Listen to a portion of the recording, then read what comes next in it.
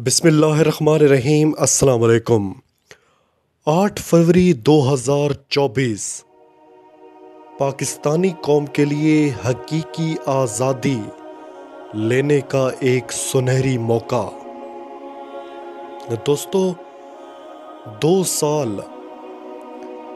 سال جن لوگوں نے اس حقیقی آزادی کے لیے اپنی جانیں دیں، ماریں کھائیں، ان لوگوں کو ضرور یاد رکھیے گا۔ 2022 میں جس طرح رجیم چینج کر کے ایک منتخب حکومت کو گرایا گیا اور اس کے بعد ہمارے اوپر ڈاکوؤں اور چوروں کا ایک ٹولہ مسلط کیا گیا، پھر ایک پارٹی کو ہر قسم کے ظلم کا نشانہ بنایا گیا، ان 2 سالوں میں کتنے لوگوں کو شہید کر دیا گیا، کتنے لوگوں پر تشدد کیا گیا، کتنے بچے، کتنے بزرگ، کتنی عورتوں کو ظلم کا نشانہ بنایا گیا۔ یہ 2 سال کا ایک بھیانک ترین سفر ہے۔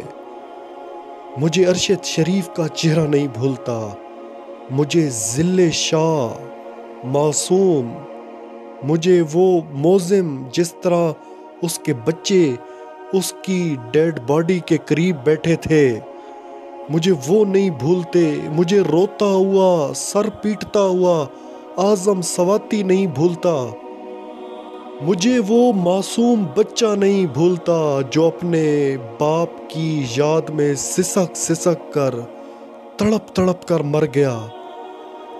بیچاری عورتیں 7 مہینوں سے جیلوں میں قید پڑی ہیں۔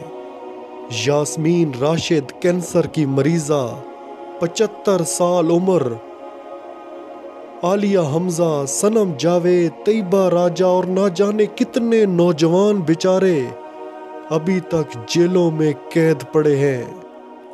نہ جانے کتنے لوگوں کا معاشی نظام تباہ و برباد کر کے رکھ دیا گیا، نہ جانے کتنے لوگ اندر گھٹ گھٹ کر مر گئے، اور ان کا لیڈر بھی اپنی عوام کے ساتھ مسلسل قربانیاں دیتا رہا ہے۔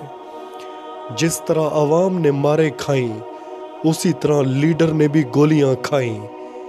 جس طرح عوام جیلوں میں پڑی ہے، اسی طرح ان کا لیڈر بھی جیل میں موجود ہے۔ جس طرح عمران خان پر ہر طرح کا گند اچھالا گیا، اس کی کردار کشی کی گئی، اس کی با پردہ بیوی کو بھی نہ بخشا گیا۔ دوستو، آپ نے یہ چیزیں کبھی نہیں بھولنی۔ دوستو، آپ نے کبھی بھی ان قربانیوں کو فراموش نہیں کرنا۔ 2 سال آپ لوگوں نے بہت ظلم برداشت کیا۔ کل نکلیں اور ووٹ ڈالیں، یہی ووٹ آپ کی تقدیر بدلے گا انشاءاللہ۔ اللہ نے آپ کو ایک دن دیا ہے، اس دن سے فائدہ اٹھائیں، ووٹ ڈالیں اور اپنے ووٹ پر پہرا دیں، اپنے ووٹ کی حفاظت کریں۔ یہ جنگ حق اور باطل کی جنگ ہے، انشاءاللہ اس میں فتح حق کی ہوگی۔ اللہ حافظ۔